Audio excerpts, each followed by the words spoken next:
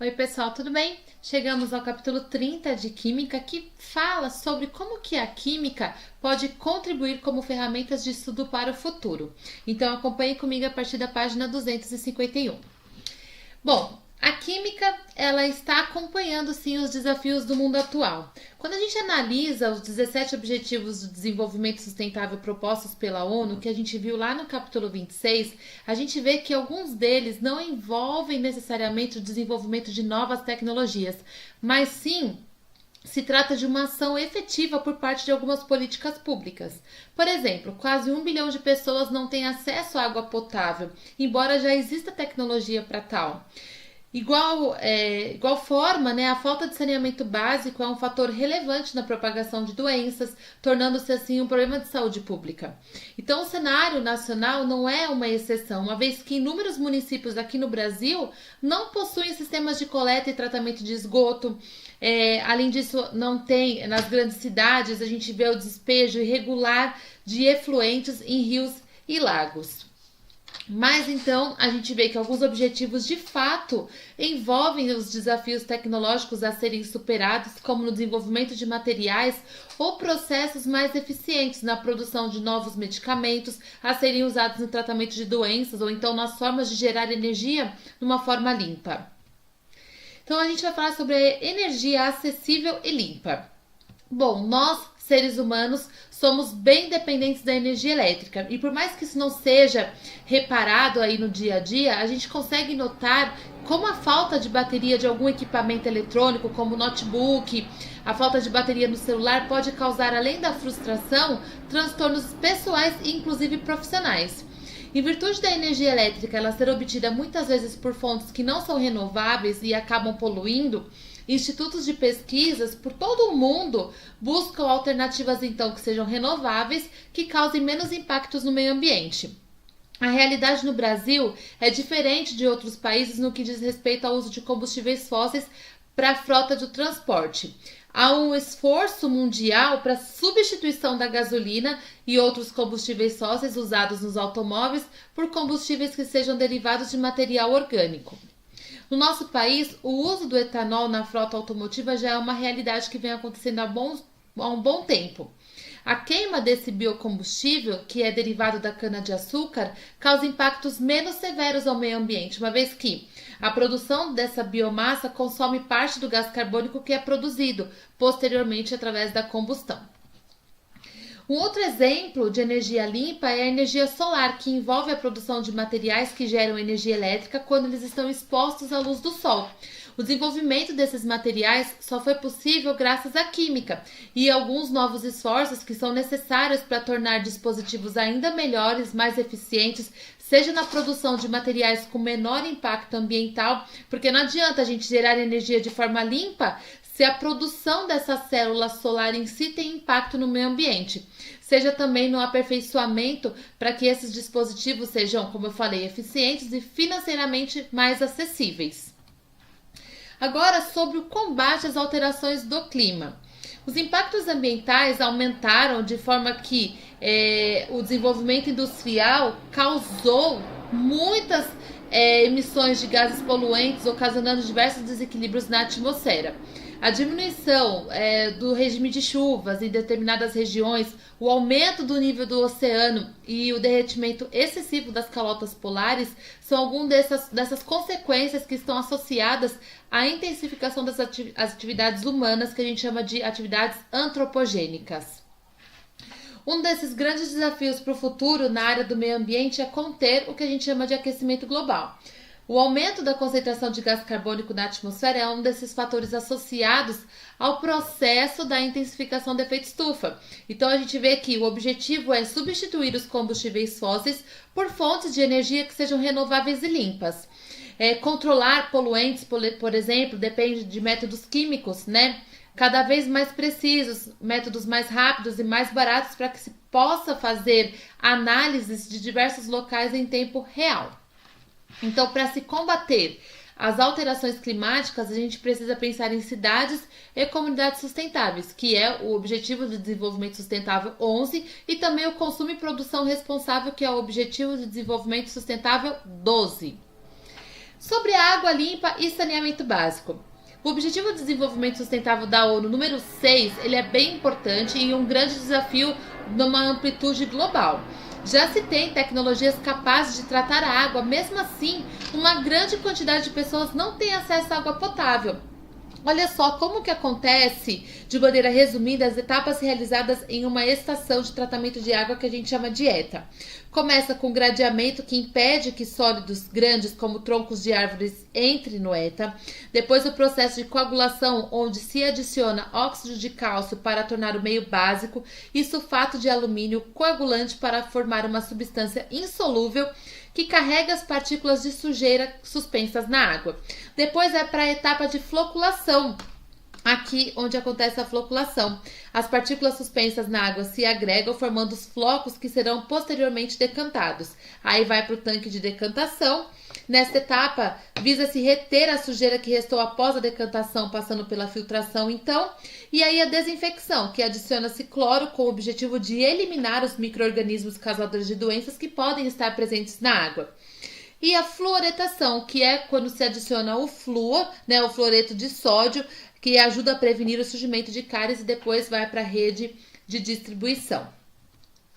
Então, a gente vê que se já tem métodos tradicionais para tratamento de água, assim como tecnologia com essa maior eficiência de desinfecção, ainda assim esse recurso, né, que é a água, não está acessível a todos. O Nordeste brasileiro, por exemplo, é a região que mais sofre com a escassez de água e muitos moradores do sertão, eles contam com sistemas de aproveitamento da água pluvial, a água das chuvas. Então esse armazenamento vai ser realizado em grandes cisternas e o tratamento é apenas uma simples desinfecção com cloro. Por mais que não seja, né, a gente já sabe que a melhor opção é a única alternativa para muitas famílias desses locais. A coleta e tratamento de esgoto também, doméstico e industrial, é outro desafio também de escala global. A contaminação dos mananciais acaba dificultando o tratamento do recurso hídrico da água, além de propiciar a disseminação de doenças. Então é necessário que a gente seja capaz de detectar e depois tratar esses contaminantes de forma rápida, barata e segura. Então, porque tem muitas residências que estão em locais inadequados, onde o risco não é só de infraestrutura, mas também o risco da saúde. Porque o que acontece? O descarte irregular desse esgoto doméstico, rico em matéria orgânica nesses corpos de água, é o grande responsável pela redução da quantidade de oxigênio dissolvido e, consequentemente, a proliferação de algas e de micro-organismos patogênicos que causam doença, além da morte de muitos animais e peixes. Vamos fazer atividades agora da página 254. Os Objetivos de Desenvolvimento Sustentável devem ser implementados por todos os países do mundo durante os próximos 15 anos até 2030. Entre os dias 25 e 27 de setembro, mais de 150 líderes mundiais estarão na sede da ONU em Nova York para adotar formalmente uma nova agenda de desenvolvimento sustentável. Essa agenda é formada pelos 17 Objetivos de Desenvolvimento Sustentável, que devem ser implementados por todos os países do mundo durante os próximos 15 anos até 2030. Objetivo 6. Assegurar a disponibilidade e gestão sustentável da água e saneamento para todos. Em 2015, 91% da população global está usando uma fonte de água potável aprimorada, comparada a 76% em 1990. Contudo, 2,5 bilhões de pessoas não têm acesso a serviços de saneamento básico, como banheiros ou latrinas. Diariamente, uma média de 5 mil crianças morre de doenças evitáveis relacionadas à água e ao saneamento. A energia hidrelétrica é a fonte de energia renovável mais importante e mais amplamente usada. Em 2011, ela representava 16% do total da produção de eletricidade no mundo todo. Aproximadamente 70% de toda a água disponível é usada para irrigação. Enchentes são a causa de 15% de todas as mortes relacionadas a desastres naturais. Primeiro, o texto da ONU mostra alguns dos desafios do item 6 e dos 17 Objetivos do Desenvolvimento Sustentável, o qual está relacionado com o uso da água e o acesso do saneamento básico por toda a população. Entre os objetivos apresentados no capítulo, qual ou quais dele você acha que o Brasil terá maior dificuldade de resolver? E explique. Bom, é uma resposta pessoal, mas você pode ler a lista dos Objetivos de Desenvolvimento Sustentável da ONU aí na página 251 e você pode comentar sobre. 2. Em relação à sua comunidade, bairro ou cidade, identifique e proponha uma ideia que possa ajudar a solucionar alguns dos objetivos de desenvolvimento sustentável. Inclua seus conhecimentos químicos ou alguma área dessa ciência em sua proposta de solução. De igual forma, você vai lá na lista dos Objetivos de Desenvolvimento Sustentável da ONU para verificar e propor algo que nós podemos usar a química como solução. É uma resposta pessoal. Agora vamos falar sobre a fome zero. Bom, na abertura do capítulo, a gente tem como a química pode atuar na solução de problemas do século XXI. Olha só. No início do século XX, o processo Haber-Bosch em escala industrial viabilizou a produção de fertilizantes, o que revolucionou a agricultura e possibilitou a ampliação da produção de alimentos, permitindo, por sua vez, o crescimento populacional. Os desafios atuais mudaram e está em foco o uso sustentável dos recursos naturais, além de desafios para diminuir a desigualdade social e fornecer uma qualidade de vida digna para todos. Bom, essa questão dos fertilizantes sendo produzidos em escala industrial faz com que a produção de alimentos ela seja acelerada por uso de alguns agrotóxicos. Hoje em dia a gente sabe que a população mundial se aproximou dos 8 bilhões de habitantes, mas ainda necessitamos de novas tecnologias que aumentem a produção de alimentos. O principal esforço encontra-se em proteger as colheitas contra as pragas, da lavoura. Dessa forma, o desenvolvimento de substâncias que permitem proteger as lavouras contra pestes, que são os pesticidas, são fundamentais para o futuro da produção dos alimentos. Então, a química ela pode contribuir nesse cenário, garantindo que as substâncias usadas elas sejam menos tóxicas ao ambiente e aos seres humanos, é claro, além de ser fundamental no processo de monitorar essas substâncias. Então, é necessário que haja o controle da qualidade dos alimentos, da água e também do solo. Uma outra área da atuação da química está relacionada ao fornecimento de nutrientes das plantas para o seu cultivo. O que se iniciou lá atrás, no começo do século XX, com o processo Haber-Bosch, ainda pode ser melhorado, já que ele gasta muita energia para atuar em altas pressões e temperaturas. Então, a gente vê que ainda há necessidade de processos de produção de fertilizantes que sejam mais eficientes e com menos impactos no meio ambiente. E com relação à boa saúde e bem-estar, a expectativa de vida do brasileiro no início do século XX era próxima de 33 anos. Hoje, esse valor mais que dobrou, é superior a 70 anos a expectativa de vida do brasileiro. Grande parte disso se deve aos avanços na medicina, que no último século viu aí muitos dos objetivos do desenvolvimento sustentável acontecendo. Nunca soubemos tanto sobre as doenças e, em muitos casos, como tratá-las. A química, ela tem papel fundamental no desenvolvimento de tratamentos cada vez mais específicos e eficientes para doenças. Ainda assim, a gente tem muitos desafios, é claro, para serem superados, uma vez que a produção de novos medicamentos pode ser extremamente custosa e o acesso a esses medicamentos geralmente não é uma realidade econômica de todos. Outro desafio na área da saúde é a questão da resistência adquirida pelos micro-organismos aos antibióticos que a gente usa. Então, essas doenças que antes eram facilmente tratadas desenvolvem variantes bem resistentes e muito mais difíceis de serem curadas. Então, hoje, a compra desses medicamentos antibióticos no Brasil é realizada com prescrição médica. Agora faremos as atividades finais da página 256 em diante. 3. Sobre os objetivos de desenvolvimento sustentável discutidos neste capítulo, em qual deles você acredita que o Brasil apresenta piores resultados? Cite melhorias que podem causar impactos positivos no objetivo escolhido. Então você vai lá na página 251, vê a lista, você vê se é a questão da pobreza, a questão da fome, da saúde e você disserte, é uma resposta pessoal. Leia o trecho a seguir. Objetivo 9. Construir infraestruturas resilientes, promover a industrialização inclusiva e sustentável e fomentar a inovação. Desenvolver infraestrutura de qualidade confiável, sustentável e resiliente, incluindo infraestrutura regional e transfronteiriça para apoiar o desenvolvimento econômico e o bem-estar humano, com foco no acesso equitativo e a preços acessíveis para todos. Como a química pode auxiliar na industrialização inclusiva e sustentável? Utilize em sua resposta conhecimento sobre a composição da atmosfera, a produção de lixo e os princípios da química verde. Também é uma resposta pessoal. Se você quiser lembrar um pouquinho sobre a química verde, volta uns capítulos atrás para você lembrar sobre a questão da química verde. Leia atentamente o texto a seguir e responda as questões 5 e 6. Objetivo 7. Assegurar o acesso confiável, sustentável, moderno e a preço acessível à energia para todas e todos. Até 2030, assegurar o acesso universal, confiável, moderno e a preços acessíveis a serviços de energia.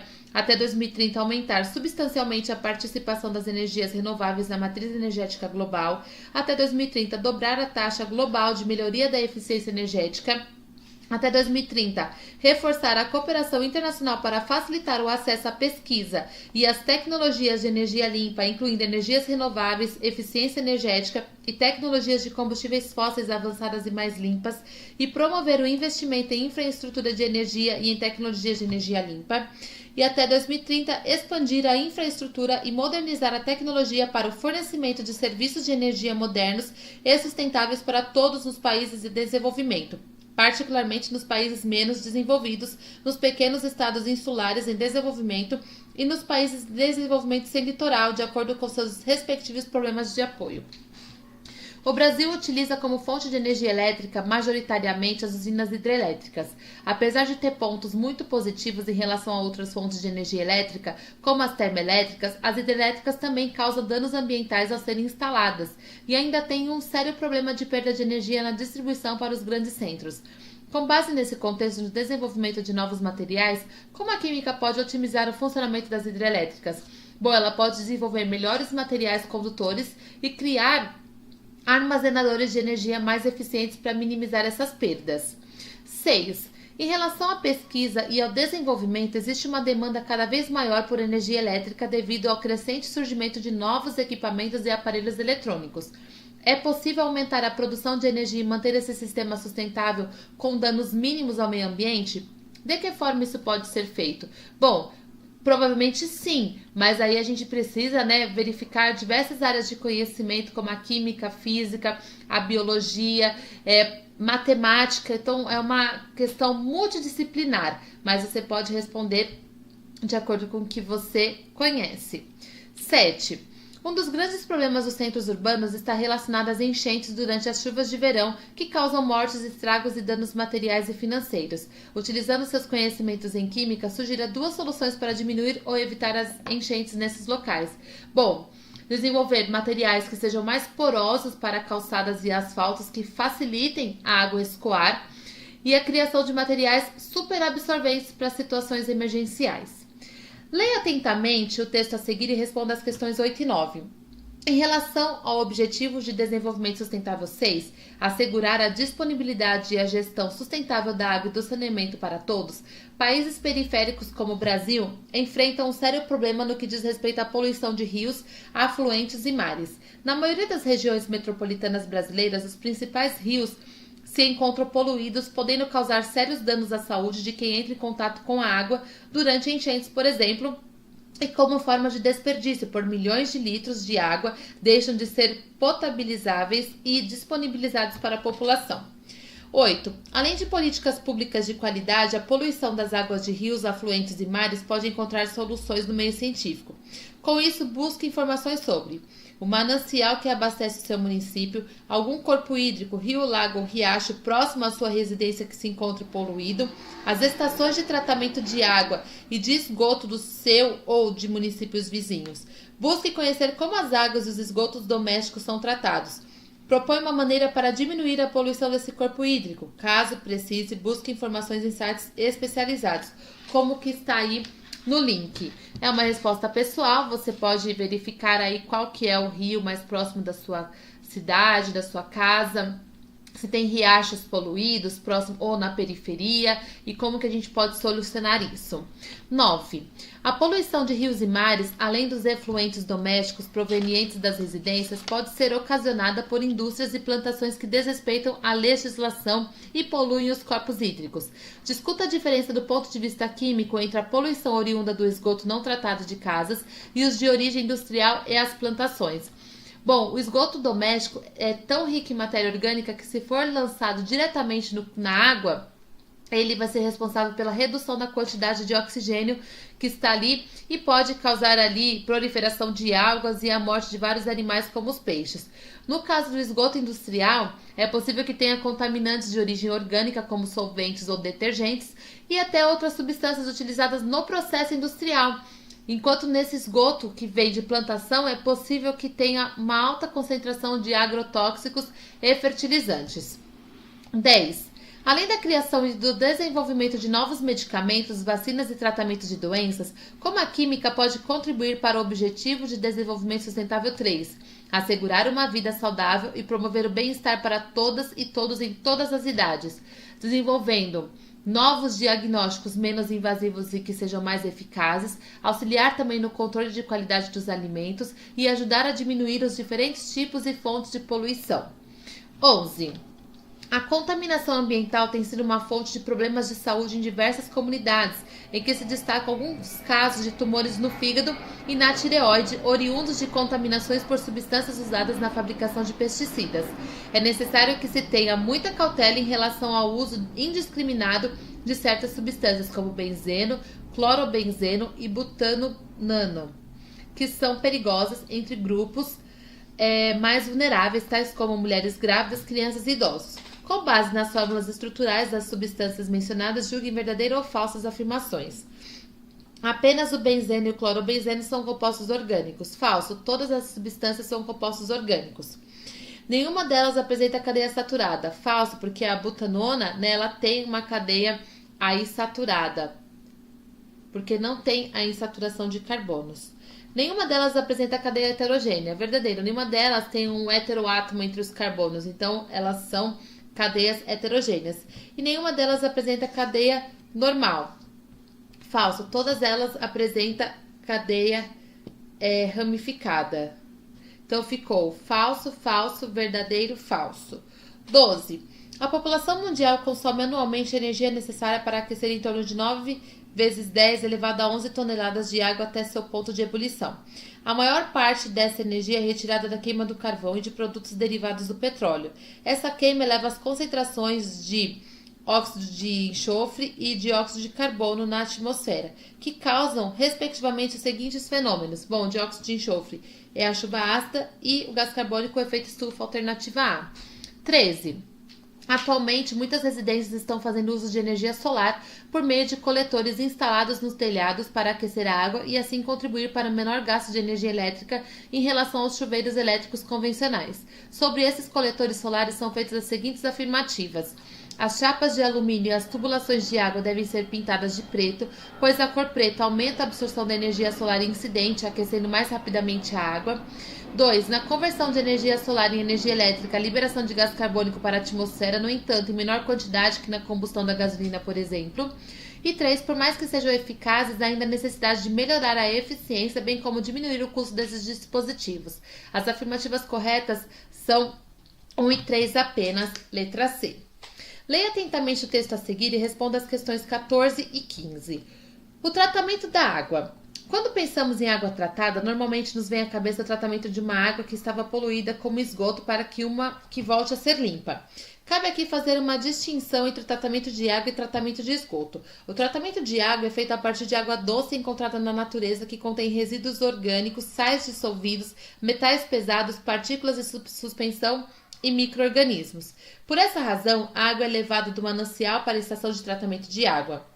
Já o tratamento de esgoto é feito a partir de esgotos residenciais ou industriais, para, após o tratamento, a água poder ser reintroduzida no rio, minimizando seu impacto no ambiente. Quais são os impactos do despejo direto nos mananciais de esgoto sem o tratamento adequado?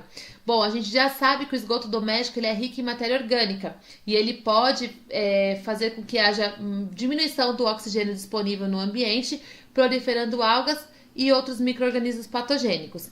A poluição dos mananciais também pode dificultar o tratamento de água que vem desse rio e até em casos de elevada poluição tornar esse manancial impróprio para a captação e seu tratamento, que é bem comum nas grandes metrópoles. 15. Quais etapas do tratamento de água são feitas com a adição de substâncias químicas? Explique sucintamente por que essas substâncias são necessárias para o processo.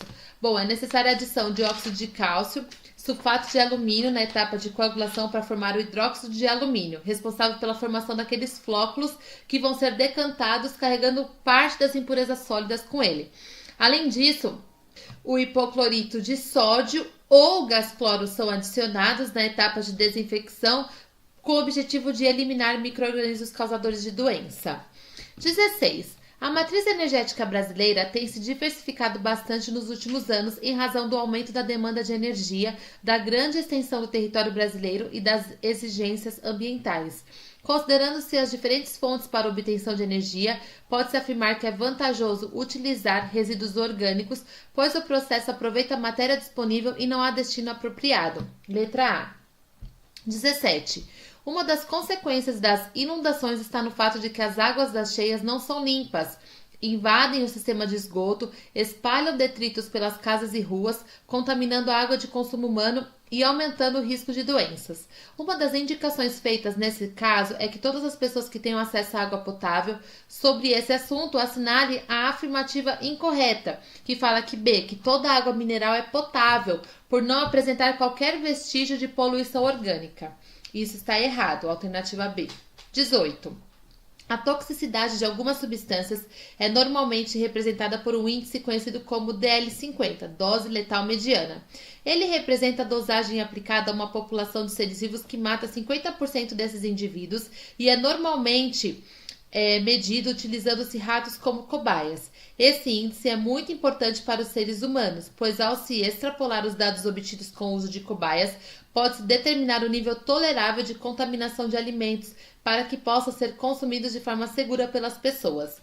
O quadro a seguir apresenta 3 pesticidas e suas toxicidades. A unidade indica a massa de substância ingerida em miligramas pela massa da cobaia em gramas. Então, a gente tem o pesticida diazinon, malation e atrazina. 60 ratos com massa de 200 gramas cada foram divididos em 3 grupos de 20. 3 amostras de rações contaminadas, cada uma delas com um dos pesticidas indicados no quadro na concentração de 3 mg por grama de ração. Foram administradas para cada grupo de cobaias. Cada rato consumiu 100 gramas de ração. Qual ou quais grupos terão uma mortalidade mínima de 10 ratos? Bom, olha só, a gente faz o cálculo da letra D. Então, a gente vê que no enunciado fala da mortalidade mínima de 10 ratos em grupos de 20. Deseja-se saber qual dos grupos atingiu a dose letal mediana. Então, a gente tem o primeiro passo, calcular a massa do pesticida consumida por cada rato, 1 grama de ração por 3 mg de pesticida. Então, 100 gramas de ração é X, então a gente tem X igual a 300 mg de pesticida. O segundo passo é calcular a razão da massa da substância ingerida em miligramas por massa de cobaia em gramas. Tem-se aqui 200 gramas de massa de cobaia para 300 mg de pesticida, 1 grama igual a Y, então a gente vai ter 1,5 mg por grama. E o terceiro passo é comparar o valor obtido com os valores de referência dos pesticidas. Então, como a razão obtida é superior ao DL50 do diazinon e do malation, a gente afirma que necessariamente aos menos 10 ratos desses grupos morrerão. Alternativa D, os grupos que se contaminaram com diazinon e malation. Leia atentamente o texto a seguir e responda as questões 19 a 21. De acordo com os dados do Sistema Nacional de Informações sobre Saneamento, o Brasil ainda apresenta disparidades em relação à distribuição e ao tratamento de água e de esgoto. O saneamento básico é um fator que impacta significativamente na qualidade de vida da população, além da sua ausência ocasionar problemas de saúde pública. Analise os dados a seguir sobre 2 municípios do estado do Rio de Janeiro, então tem Paraty e Guapimirim. Em 2014... todo o volume de água distribuído pelo município de Paraty passou apenas por uma simples desinfecção, enquanto em 2018, mais de 85% do volume total passou por todas as etapas do tratamento de água. A respeito disso, assinale a alternativa correta, que fala que a desinfecção é a etapa que visa eliminar os micro-organismos patogênicos presentes na água. Então, é a alternativa D. 20. Com base nos dados apresentados, determine o percentual de habitantes de Paraty que recebeu água da rede de distribuição nos 2 anos de referência. Bom, então a gente vê, em 2018, dividido por 42.680 vezes 100, então 72,7%. E em 2014, 29.483, dividido por 39.965 vezes 100, dá 73,8%. Exercício 21. Qual município apresentou o maior consumo per capita de água? Em 2018, pode-se considerar que toda a água tratada e distribuída foi utilizada para consumo? Bom, a gente vai ter que converter os volumes para litros, e então em Guapimirim a gente vai ter isso aqui de litros e em Paraty isso aqui de litros. Sabendo que esses volumes foram distribuídos ao longo de um ano, então a gente vai dividir por 365, né, para dar litros por dia. Utilizando os dados de população atendida com abastecimento de água, então a gente vê, né, a gente vai ter lá o valor que a gente descobriu aqui por dia, né, nas duas cidades, então a gente vai ter por pessoa por dia. Então o município de Paraty apresentou o maior consumo por pessoa, né, per capita de água por dia em 2018. No entanto, nem toda a água distribuída chega para as residências, uma vez que o sistema de distribuição pode apresentar perdas ocasionadas por algum vazamento ou alguma ligação ilegal. 22. Imagine a humanidade em um futuro no qual as reservas de combustível fóssil se esgotaram e a energia térmica provém a partir deste momento da combustão de gás hidrogênio, obtido por meio da decomposição da água, que resulta também o gás oxigênio. Poderá haver um risco de se acabar com toda a água disponível do planeta da mesma forma que se esgotaram os combustíveis fósseis?